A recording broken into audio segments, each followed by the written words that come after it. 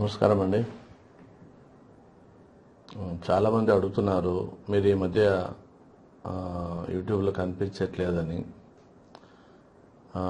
అంశాలు బాగా మంచి అంశాలు తీసుకుంటూ వచ్చారు. మధ్యలో మీరు రాకుండా పోవడం సరైనది కాదు అని కొంతమంది ఫోన్లు చేసి అడుగుతున్నారు. ఇప్పుడు యూట్యూబ్ ఛానల్ పెట్టాక వివిధ వర్గాలని వాళ్ళని అందరినీ పరిచయం చేయాలన్న భాగంగా ఆ పనుల్లో ఉండిపోయాను. సరే, మన అభిమానులు కావచ్చు, మిత్రులు కావచ్చు, వారి కోరిక మేరకు మనం ఈరోజు రావడం జరిగింది. మనం చదువుకున్న రోజుల్లో కూడా సైన్స్లో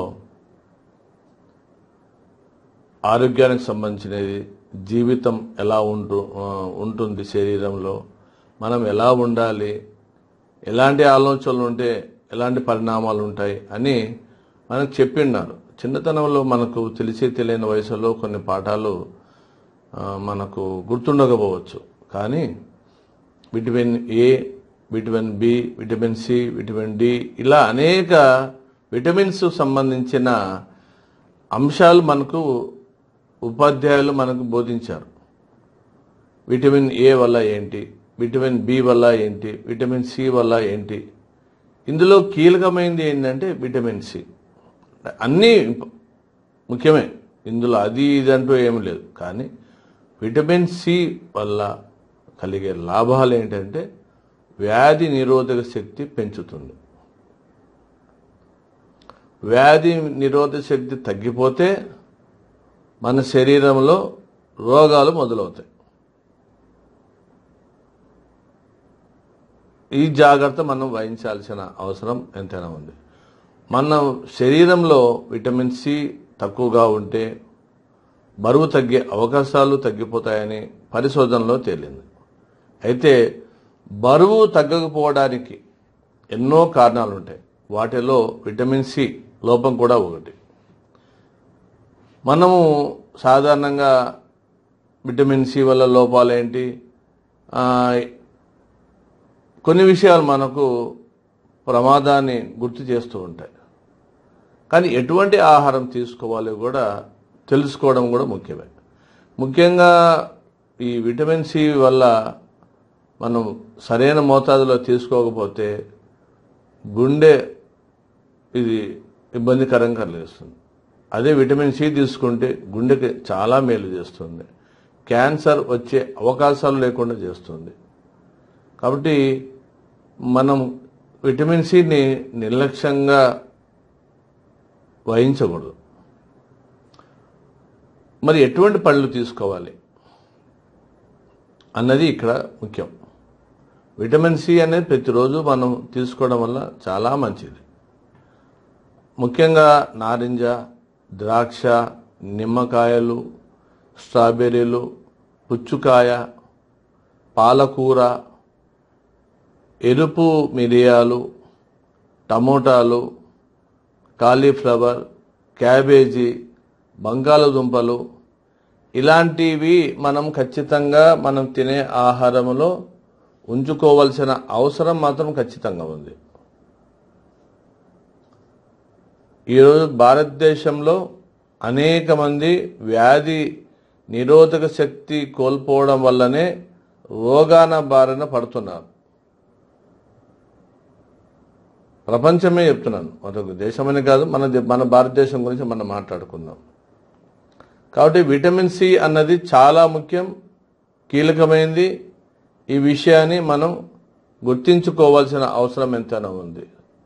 అందరికి తెలుసు విటమిన్స్ వల్ల లాభాలు ఏంటి అన్నది, కానీ నిర్లక్ష్యంగా వ్యవహరించడం వల్ల అనేక పరిణామాలు చోటు చేసుకుంటున్నాయి. ఈ విషయం మనం గుర్తుపెట్టుకోవాల్సిన అవసరం ఎంతైనా ఉంది.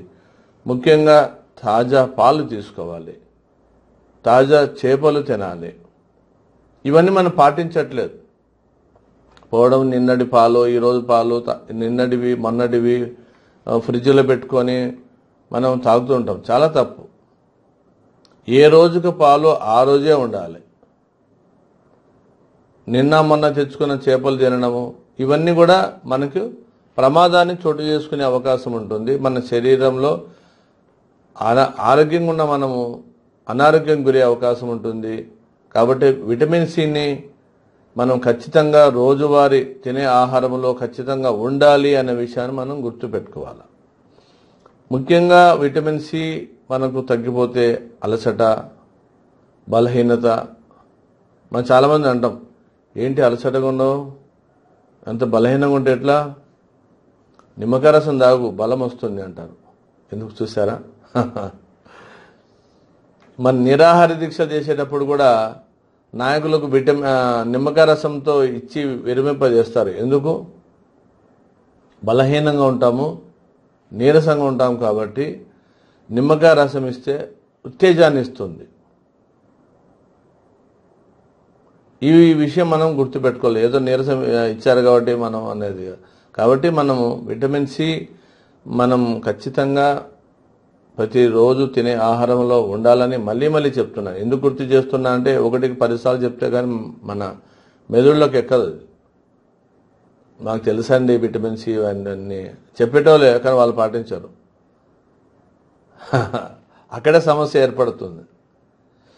ఈ కండరాల నొప్పులు, పొడిబారిన చర్మము, చిగుళ్ళ వాపు, చిగుళ్ళ నుండి అప్పుడప్పుడు అనుకోకుండా రక్తం కారడం, ఇవన్నీ మనకు చోటు చేసుకుంటాయి. మనం భయపడి వైద్యుని దగ్గరికి పరుగులు తీస్తాం. కాబట్టి విటమిన్ సి ఎక్కువ తీసుకోవద్దు, తక్కువ తీసుకోకండి, మినిమంగా తీసుకోండి. రోజు ఖచ్చితంగా నిమ్మకాయ రసం తాగండి, చాలా మంచిది. ఎక్కువ లేదు తక్కువ లేకుండా, ఒక మోతాదు మించుకోకుండా, ఏది అతి పనికిరాదు, ఏది అతి తక్కువ పనికిరాదు, మితంగా తీసుకోవడం వల్ల మనకు మంచిది. కాబట్టి మనకు ఇటువంటి లోపాలు దరిచేయకుండా ఉండాలి అంటే మనం ఖచ్చితంగా విటమిన్ సిని మనం తినే ఆహారంలో ఖచ్చితంగా ఉండాలి అన్న విషయాన్ని గుర్తుపెట్టుకోండి. మీకు ఈ వీడియో నచ్చితే లైక్ చేయండి, షేర్ చేయండి, వీలైతే కామెంట్ చేయండి. అన్నిటినీ స్వాగతిస్తా. నమస్కారం.